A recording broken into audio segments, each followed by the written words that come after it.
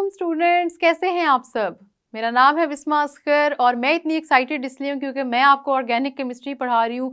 बहुत ही आसान ये केमिस्ट्री है, बहुत ही आसान चैप्टर है। ये ब्रांच ऑफ केमिस्ट्री तो बहुत ही इजी है।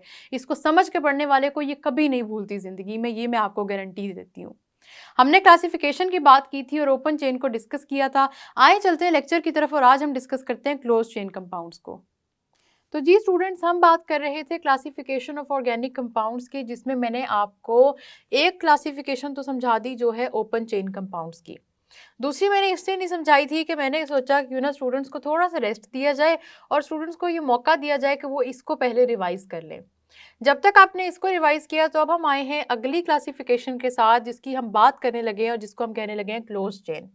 ओपन चेन की जितनी एग्जांपल्स थी वो मैंने रिमूव नहीं की, ताकि आप जब क्लोज चेन को समझेंगे और जब इन दोनों का कंपैरिजन करेंगे तो आपको बेहतर समझ में आ जाएंगी ये सारी की सारी चीज़ें। ठीक है, अब चलते हैं क्लोज चेन कंपाउंड्स की तरफ ओपन चेन कंपाउंड से। क्लोज चेन कंपाउंड्स हम करेंगे और आपने क्लोज चेन को समझते हुए ओपन चेन के साथ इसका जब कंपैरिजन करना है ना, तो फिर आपको बहुत अच्छी समझ आएगी कि आखिर इनकी डेफिनेशंस किस बेस पे रखी गई हैं। ठीक है, अब हम बात करते हैं क्लोज चेन की। हमारे पास ओपन चेन में भी दो टाइप्स थी, एक थी स्ट्रेट चेन, एक थी ब्रांच चेन। क्लोज चेन में भी दो टाइप्स हैं, गौर से सुनना है। क्यों? क्योंकि क्लोज चेन वाले जो एग्जांपल्स है ना हमारे पास, अक्सर स्टूडेंट्स इसमें कंफ्यूज हो जाते हैं। कंफ्यूज होने वाली कोई बात नहीं है, बहुत आसान चीज़ है, बस गौर से मेरे साथ चलें और सुनते जाएं। आपके पास क्लोज चेन के अंदर कार्बन एटम्स होंगे, ये तो बात मैंने आपको बता दी पहले ही। क्लोज चेन किस तरह की है, साइकिल की से याद रख ले, टायर की तरह साइक्लिक फॉर्म में होगी, क्लोज होगी। किसी भी शेप की हो सकती है, लेकिन खुली नहीं पड़ी होगी, कोई स्ट्रक्चर बना होगा, ओपन नहीं होगी, क्लोज होगी। ठीक है, अब मैं आपसे कहती हूँ कि ये बात तो चले हमने कर ली कि हमारे ऑर्गेनिक कंपाउंड्स में कार्बन होता है और हाइड्रोजन होता है, लेकिन साथ ही साथ मैं आपसे ये भी कहती हूँ कि ये भी तो हो सकता है ना कि आपके ऑर्गेनिक कंपाउंड्स में कार्बन के अलावा भी कोई कंपाउंड, कोई एलिमेंट जुड़ा हो। अब स्टूडेंट्स इस पे बड़े कंफ्यूज होते हैं। देखें, ये सारी की सारी जो रिसर्चेज हैं ये एकदम से एक दिन में तो हुई नहीं। पहले साइंटिस्ट बैठे, उनको पता चला कि अच्छा ठीक है ओपन चेन कंपाउंड्स कुछ होते हैं। देखें, पहले तो ऑर्गेनिक केमिस्ट्री ही नहीं पता चल रही थी कि होती भी है कि नहीं होती। मुश्किल से तो पता लगा कि ऑर्गेनिक केमिस्ट्री भी होती है, ऑर्गेनिक कंपाउंड्स भी मैन्युफैक्चर होते हैं। जब ये सारी चीज़ें पता चल गई तो उसके बाद देखा गया कि आपके पास ठीक है ओपन चेन कंपाउंड्स हैं। जैसे जैसे ऑर्गेनिक कंपाउंड्स डिस्कवर हुए तो पता चला कि ठीक है ओपन चेन की फॉर्म में ये प्रेजेंट होते हैं, लेकिन ओ ये क्या हुआ, यहाँ ब्यूटेन में तो सेकंड कार्बन पे भी लगाया जा सकता है। तो फिर उन्होंने क्या किया कि मजीद इसकी क्लासिफिकेशन कर दी कि ओपन चेन आपके पास ब्रांच्ड भी हो सकते हैं और स्ट्रेट भी हो सकते हैं। क्यों? क्योंकि आइजो की फॉर्म एग्जिस्ट करती है, ब्यूटेन एंड ऑनवर्ड सारे के सारे कार्बन एटम जैसे जैसे इंक्रीज होते जाए उन पे। अब मजीद आपकी रिसर्चेस कंटिन्यू हुई हुई हुई और एंड पे पता लगा कि ऐसे भी कंपाउंड्स होते हैं जो क्लोज्ड होते हैं, होते कार्बन के हैं, होते ऑर्गेनिक कंपाउंड्स हैं, प्रॉपर्टीज सारी उनके ऑर्गेनिक कंपाउंड्स वाली हैं, सारे के सारे रिएक्शंस ऑर्गेनिक कंपाउंड्स वाली हैं, लेकिन थोड़ा सा फर्क आ जाता है कि वो क्लोज हो गए। पहले तो वो ओपन चेन में पड़े थे, अब क्लोज हो गए। तो इंसानों ने अपनी आसानी के लिए क्या किया, क्लोज चेन पे स्टडी शुरू कर दी।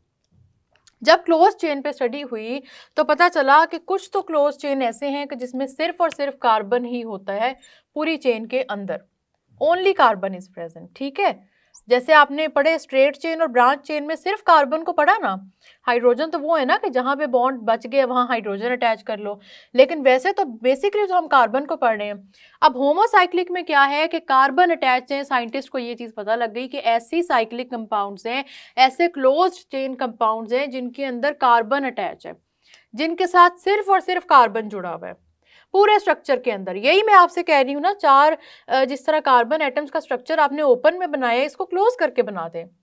किस तरह बनाते हैं मैं अभी बताती हूँ आपको। साथ ही साथ जब डिस्कवरीज कंटिन्यू होती गई तो पता लगा कि ऐसे भी ऑर्गेनिक कंपाउंड्स हैं जिनमें ठीक है कार्बन है, हाइड्रोजन है, लेकिन साथ ही साथ कोई एक नई चीज़ भी मौजूद है उनमें, कोई नया स्ट्रक्चर मौजूद है, कोई न्यू चीज़, कोई न्यू एलिमेंट मौजूद है। जब आपका एलिमेंट चेंज होता है ना कार्बन से, तो आप कह देते हैं कि वो हेट्रोसाइक्लिक कंपाउंड है। अब हेट्रोसाइक्लिक कंपाउंड का मतलब ये नहीं है कि इसके अंदर आपके पास कार्बन मौजूद ही नहीं होगा। कार्बन होगा, बिल्कुल होगा। कार्बन ने तो होना ही होना है ना, जब भी ऑर्गेनिक कंपाउंड्स की बात करेंगे कार्बन तो होगा ही होगा, लाजमी। लेकिन साथ ही साथ क्या हुआ कि इन कंपाउंड से पता चला कि इनके अंदर कार्बन के अलावा भी कोई एलिमेंट होता है। मतलब क्या पता चला कि कार्बन हाइड्रोजन तो थे, लेकिन ओ वाह, यहाँ पर तो कोई थर्ड एलिमेंट भी प्रेजेंट है इनके अंदर। ये चीज थी जिसकी वजह से हेट्रो कह दिया। हेट्रो का सबको मतलब पता है, हेट्रो का मतलब होता है डिफरेंट। डिफरेंट साइक्लिक का मतलब है कि कोई ऐसा एलिमेंट भी होगा जो कार्बन से डिफरेंट है, जो हाइड्रोजन से डिफरेंट है। अब यहाँ पे जब इनकी हमने बात की तो सबसे पहले तो मैं आपको साइकिल्स किस तरह बनानी है ना, क्लोज्ड चेन कंपाउंड्स किस तरह बनाने ऑर्गेनिक, ये समझाती हूँ। हम 4 कार्बन वाले की ही एग्जांपल ही लेंगे, ठीक है। 4 कार्बन का मैंने स्ट्रक्चर बनाया, लेकिन अब मैंने कुछ इस तरह करके ये स्ट्रक्चर बना दिया है, ये देखें। अब मुझे बताएं क्या इस स्ट्रक्चर में और इस स्ट्रक्चर में या ये जो मैंने 4 कार्बन का बनाया है, डिफरेंस नहीं है? अब इसको क्या ब्रांच कहा जा सकता है? ये देखिए, ब्रांच का मतलब था कि किसी एक स्ट्रक्चर से हमने शाख निकाली, ब्रांच निकाली, उसको ब्रांच कह दिया। यहाँ पे कोई ब्रांचिंग नहीं है, वही कार्बन है, लेकिन वो जरा जुड़ गए, वो क्लोज हो गए हैं, बंद हो गए हैं। जैसे किसी शेल में कोई चीज बंद होती है, उस तरह से ये बंद हो गए हैं। अब इस तरह से जब इनको बंद कर दिए हैं तो ये अभी भी ब्यूटेन। ब्यूटेन किस तरह से है कि क्यों? क्योंकि ये सारे के सारे 4 कार्बन हैं। 4 कार्बन हो और फिर आपके पास सिंगल बॉन्ड हो, तो ऐसा हो सकता है कि हाइड्रोजन का नंबर डिफरेंस हो जाए? नहीं हो सकता। हाइड्रोजन भी उतना ही है, करके देख लेते हैं। ये देखें जरा, कार्बन के 2 बॉन्ड्स बन रहे हैं यहाँ पे, तो हाइड्रोजन कितने आके अटैच हो जाएंगे साथ? 2 और, ठीक है। इस कार्बन के भी 2 बन रहे हैं, 2 आके अटैच हो गए, इधर भी 2 और इधर भी 2, 2 4 6 8। आया डिफरेंस के नहीं आया? आ गया, ठीक है। यही बात मैं आपको समझाना चाह रही हूँ, इसी बात को भूलना नहीं है आपने। जब आपका कंपाउंड साइकिल फॉर्म में नहीं है, वो स्ट्रेट चेन में है, तो उसका नंबर ही डिफरेंट है। कार्बन तो सेम हो गए, हाइड्रोजन डिफरेंट हो गए। अब मुझे बताएं कि जब आपका कंपाउंड एक है, कार्बन इधर भी 4 है, कार्बन इधर भी 4 है, लेकिन यहाँ पे एक तो ओपन चेन है, यहाँ क्लोज है, यहाँ पे प्रॉपर्टी और है, यहाँ और है, यहाँ हाइड्रोजन का नंबर और है, यहाँ और है। तो मुझे बताएं कि प्रॉपर्टीज में चेंज नहीं आएगा क्या? मैं उसको कैसे उस क्लास में रखूं? ये तो डिफरेंट हो गई चीज़, ये तो बिल्कुल ही अलग हो गई, बिल्कुल ही न्यू हो गई। क्या मैं रख सकती हूँ इसको फिर उसी क्लासिफिकेशन में, उसी के अंदर, उसी कैटेगरी के अंदर? नहीं रख सकती। उधर रख के कितनी कन्फ्यूजन होगी अगर मैं आपको बार बार कहती रहूँगी एक्सेप्शनल केसेस पढ़ने लगे, हम एक्सेप्शनल केसेस पढ़ने लगे। आपने कहना है मिस आपने तो कहा था एक्सेप्शनल केसेस थोड़े हैं, ये तो एक्सेप्शनल केसेस ही पढ़ते जा रहे हैं। होती है ना कन्फ्यूजन, दिमाग में सवाल तो आता है। तो आपकी कन्फ्यूजन को दूर करने के लिए ही जो कंपाउंड्स हमने बंद कर दिए, क्लोज कर दिए, उनको हमने अलहदा नाम दे दिया। अब क्योंकि इस क्लोज चेन के अंदर सारे के सारे कार्बन मौजूद हैं, ये भी कार्बन कार्बन कार्बन, हाइड्रोजन तो है ही है, हाइड्रोकार्बन इसलिए तो इनको कहते हैं। लेकिन मेन जो कंपोनेंट है, जो इसकी बात हमने पहले भी की, वो कार्बन है। अब कार्बन क्योंकि इसके अंदर सारे मौजूद हैं, तो इस वजह से इसको क्या मैं होमोसाइक्लिक कह सकती हूँ? होमो का मतलब होता है सेम, साइक्लिक मतलब साइकिल। सेम साइक्लिक का मतलब है सेम एलिमेंट होगा पूरे के पूरे इस स्ट्रक्चर के अंदर। तो अब पूरे स्ट्रक्चर में देख लें सिर्फ और सिर्फ कार्बन है, तो क्या मैं इसको होमोसाइक्लिक कह सकती हूँ? बिल्कुल हम इसको होमोसाइक्लिक कह सकते हैं। अब इसी तरह से अगर हम बात करें, और मैं आपके सामने एक और स्ट्रक्चर बनाती हूँ जो कुछ इस तरह से, और बड़ा ही फेमस स्ट्रक्चर है ऑर्गेनिक केमिस्ट्री में, ये स्ट्रक्चर बहुत फेमस है, आप सबने याद रखना है। इसको स्टूडेंट्स कहते हैं बेंजीन। बेंजीन का स्ट्रक्चर खोल के भी मैं आपको दिखाऊंगी कि ये क्या होता है, लेकिन इसमें इस स्ट्रक्चर को अभी आपने समझने की कोशिश करनी है। बेंजीन का स्ट्रक्चर है ये। बेंजीन ऑर्गेनिक कंपाउंड्स में एक बहुत ही इंपॉर्टेंट क्लासिफिकेशन इसकी की जाती है, बहुत ही इंपॉर्टेंट क्लास है, बहुत इसकी डिफरेंट प्रॉपर्टीज हैं, लेकिन है ये भी कार्बन और हाइड्रोजन का बना हुआ। नहीं है तबार आ रहा, मैं आपको दिखाती हूँ। आपके जितने कॉर्नर्स होंगे ना इस साइकिल के, इन सब कॉर्नर्स के ऊपर आपके पास कार्बन जुड़ा हुआ है, ठीक है। सारे के सारे कॉर्नर्स के ऊपर आपके पास कार्बन है। मैंने क्या बात की कि आपके पास कॉर्नर्स पे कार्बन है, तो जरा बना के देख लेते हैं। Carbon carbon carbon carbon carbon, आपके पास आगे कार्बन कार्बन, ठीक है। कितने कॉर्नर से इसके? 1 2 3 4 5 6 कॉर्नर से। देख लेते हैं 6 हमने कार्बन बनाए हैं कि ज्यादा बना दिए? 1 2 3 4 5 6 कार्बन है, ठीक है।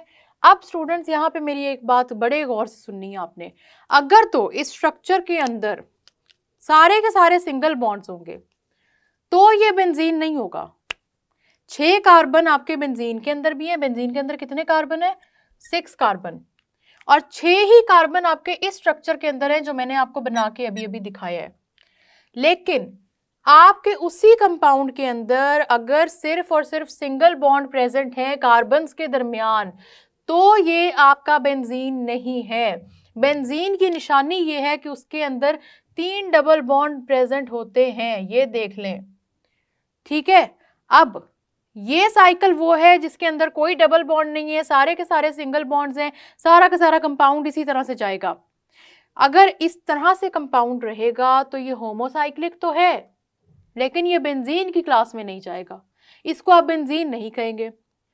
उसी जगह पे अगर मैं क्या करूं कि इसके अंदर यहाँ पे भी डबल बॉन्ड लगा दूं, यहाँ पे भी डबल बॉन्ड लगा दूं, यहाँ पे भी डबल बॉन्ड लगा दूं, अब मुझे बताएं इसके अंदर कितने हाइड्रोजन एटम्स अटैच होंगे। इस कार्बन को देखें, 2 बॉन्ड इसके यहाँ बने हुए हैं, एक इधर है, एक और की जरूरत है तो हाइड्रोजन यहाँ अटैच हो जाएगा। इस कार्बन को देखें, देख लें फिर से 3 बॉन्ड्स कंप्लीट है, इधर हाइड्रोजन, यहाँ पे देख ले 3 बॉन्ड्स कंप्लीट है, हाइड्रोजन, इधर देख ले, सब में हर कार्बन के साथ ऐसा ही हो रहा है, उसके 3 बॉन्ड्स कंप्लीट है, एक बॉन्ड की जरूरत है, वहां पे हम हाइड्रोजन को अटैच कर देंगे। गौर से सुनिएगा मेरी ये वाली बात, बेंजीन बनता है जब आपके साइक्लिक 6 कार्बन वाली साइकिल के अंदर 3 डबल बॉन्ड होते हैं, तब बेंजीन बनता है। बेंजीन बनने के लिए इंपॉर्टेंट है कि आपके पास 6 कार्बन साइकिल हो और उसके अंदर 3 डबल बॉन्ड मौजूद हों। अगर आपके पास 6 कार्बन साइकिल नहीं है और उसके अंदर 3 डबल बॉन्ड्स नहीं है तो ये आपका बेंजीन नहीं है, फिर ये साइक्लिक कंपाउंड, लेकिन ये फिर भी है। साइकिल देखें स्टूडेंट्स, ये भी है और अगर मैं इन डबल बॉन्ड्स को रिमूव कर दूं तो ये भी साइक्लिक है, ठीक है ना, साइक्लिक ये अभी भी है।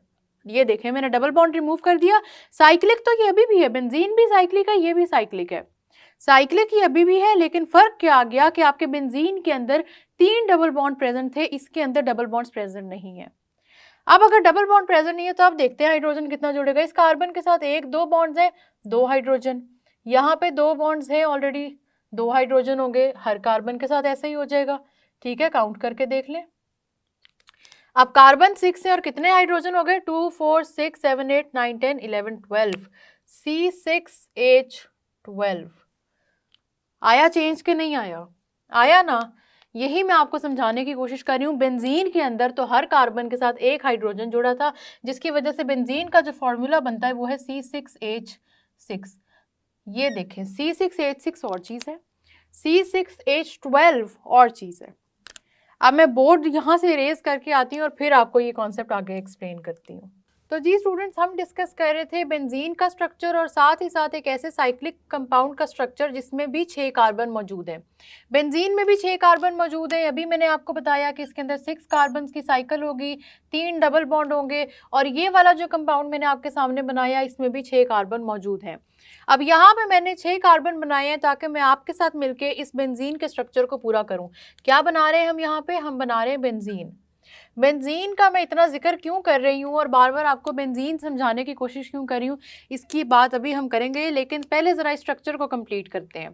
मैंने आपसे कहा कि 3 डबल बॉन्ड प्रेजेंट होने चाहिए बेंजीन में, तब जाके ये बेंजीन की ना क्वालिटी है। ठीक है, ये जिस तरह से डिस्कवर हुआ था वो ऐसे ही हुआ था, इसकी क्वालिटी ना आप चेंज कर सकते हैं ना मैं।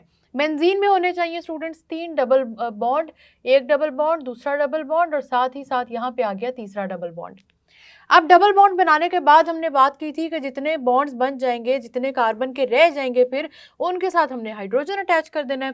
कार्बन के इस बॉन्ड के साथ देख लें, 3 पूरे हैं, साथ एक हाइड्रोजन आ जाएगा और इसी तरह आप सारे कार्बन को काउंट कर लें, यहाँ पे सबके साथ एक एक हाइड्रोजन आ जाएगा।